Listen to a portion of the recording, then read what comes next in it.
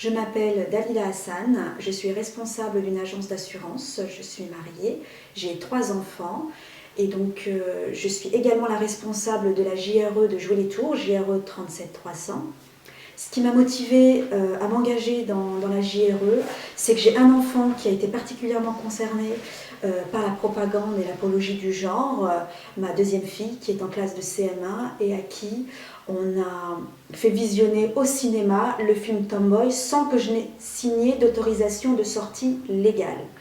Et donc j'ai appris hier qu'il s'était passé quelque chose d'extrêmement grave à Jouer les Tours. Une centaine de mamans m'ont contacté et m'ont demandé de joindre Farida Belgoul pour qu'elle vienne urgemment pour régler ce problème. Et donc j'ai expliqué à Farida tout ce qui s'était passé à Jouer les Tours.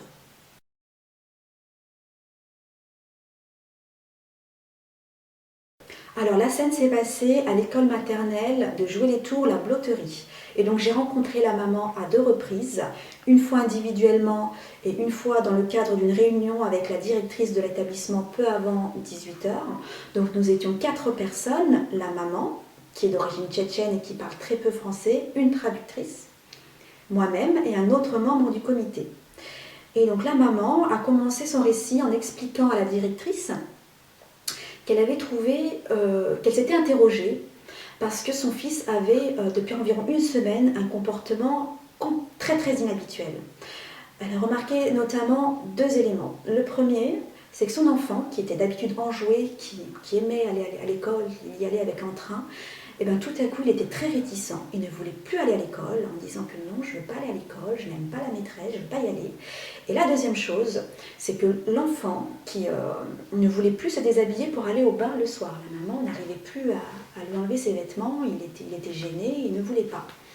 Et donc la maman l'a interrogé sur plusieurs jours, puisque l'enfant ne voulait rien dire. Et donc l'enfant a fini par avouer à la maman qu'il ne voulait plus prendre de bain ni aller à l'école parce que la maîtresse lui avait déjà fait prendre un bain. Alors la maman s'est interrogée, elle a été surprise de ça, et donc elle a demandé à son fils, mais pourquoi est-ce que tu as pris un bain? Est-ce que tu as fait pipi, caca, quelque chose qui justifie qu'on t'ait lavé à l'école? Il a dit non, non, non, rien, non, je n'ai pas fait pipi, je n'ai pas fait caca, la maîtresse m'a déshabillée. Donc il a expliqué à sa maman, en racontant le récit et en appuyant son récit par des gestes, en mimant les gestes, en même temps qu'il a raconté ce qui s'était passé. Et donc il a bien expliqué à la maman que la maîtresse avait baissé son pantalon, qu'il y avait également la présence d'une autre petite fille à qui on avait également baissé le pantalon, et qu'on avait demandé à la petite fille, enfin la maîtresse a demandé à la petite fille de toucher ses parties génitales et au petit garçon de toucher les parties génitales de la petite fille et ensuite de se faire des bisous, chose qu'ils ont fait. Et donc le petit garçon a été très très très perturbé par tout ça, à tel point que dans les jours suivants, il y avait un carnaval, la maman a porté le déguisement de son fils à l'école, l'enfant ne s'est même pas déguisé parce qu'il a refusé que la maîtresse lui enfile son déguisement. La maîtresse n'a pas pu le toucher pour lui enfiler son déguisement.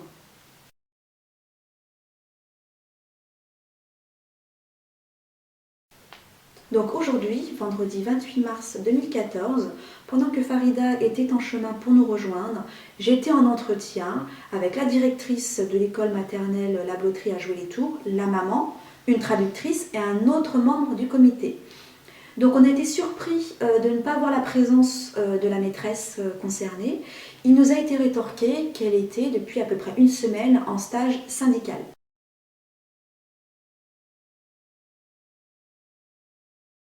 Donc la maman a fait son récit que j'ai entendu pour la 2e fois, un récit strictement identique à la première version.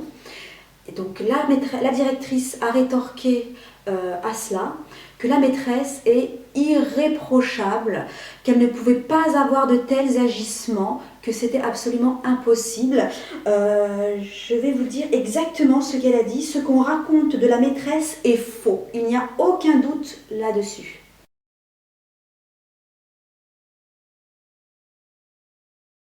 À aucun moment, la directrice a demandé comment l'enfant allait. alors qu'elle voyait bien la maman était effondrée. Elle expliquait que son enfant était très choqué, qu'il n'allait pas bien. À aucun moment on s'est interrogé sur ce qu'il vivait. Sa seule réponse a été « Non, non, non, c'est impossible. Cette maîtresse n'a pas pu réagir de la sorte. C'est une maîtresse qui est parfaite, en quelque sorte. Aucune remise en question.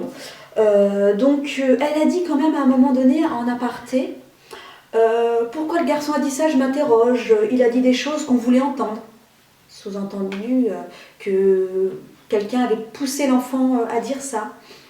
Donc la maman a tout de suite réagi, elle a été formidable en disant que non, c'était impossible, puisque elle est d'origine tchétchène, il y a une certaine pudeur, et ils ne sont pas amenés à parler de sexualité ou de ce genre de choses devant les enfants.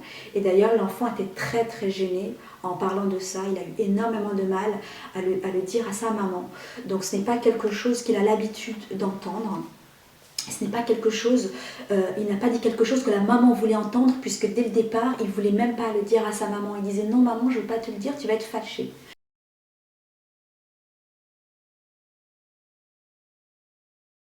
La maman a bien insisté sur le fait que sa version était conforme à ce que son enfant lui a raconté, qu'il n'y avait aucun doute là-dessus. Elle s'est vraiment bien défendue, elle ne s'est pas laissée intimider, chose qui n'était pas facile. Il faut savoir que cette maman, qui est d'origine tchétchène, qui ne parle quasiment pas français et qui est d'un contexte social fragile, n'a aucun intérêt à se mettre en difficulté par rapport à cette école, sachant d'autant plus que la police était dehors pendant cet entretien, puisqu'il y avait du monde devant l'école, et donc ils ont fait appel à la police.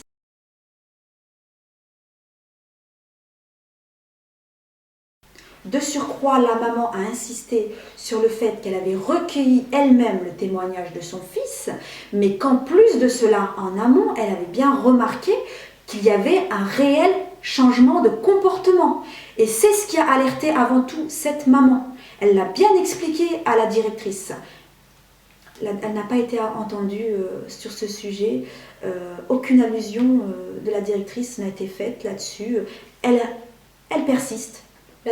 La maîtresse est irréprochable. C'est un mot qui a été répété au moins une vingtaine de fois durant cet entretien.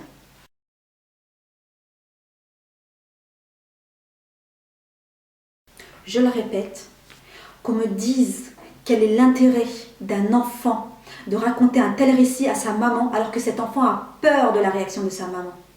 J'aimerais qu'on me dise quel est l'intérêt d'une maman de se mettre en porte-à-faux avec un établissement scolaire, se mettre en confrontation avec un établissement scolaire, alors que dans cette histoire, elle a plus à perdre qu'à y gagner. Donc je m'interroge, pourquoi, si ce n'est la vérité?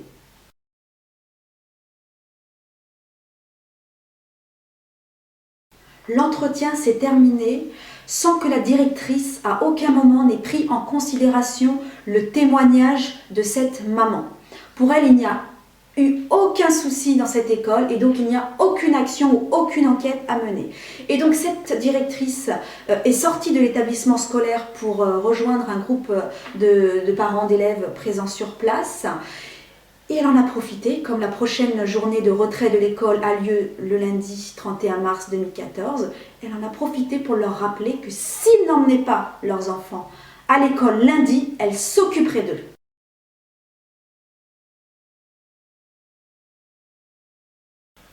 Puis finalement, Farida Belgoul nous a rejoints devant l'établissement. Nous étions une centaine de personnes présentes sur place. Elle a rencontré la maman, elle a pu échanger directement de vive voix avec elle. Et nous avons donc décidé de nous revoir à nouveau demain pour nous mobiliser. Nous remercions Farida Belgoul de nous soutenir et d'être venue très très rapidement. C'est important dans ce genre de combat de se sentir soutenu, aidé. L'union fait la force.